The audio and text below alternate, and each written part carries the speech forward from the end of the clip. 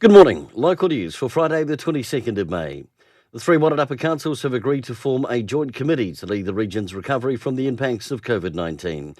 The decisions were made at extraordinary meetings held by each council on Wednesday.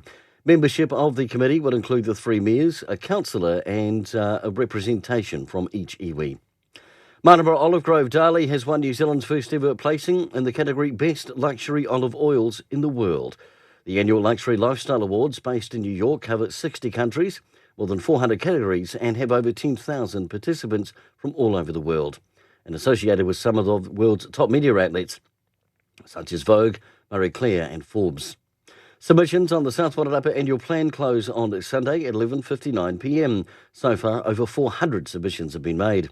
And Wellington District Road Policing Manager Inspector Derek Orchard says with the reopening of bars, it's timely to remind motorists as they head back on the road to not drink and drive.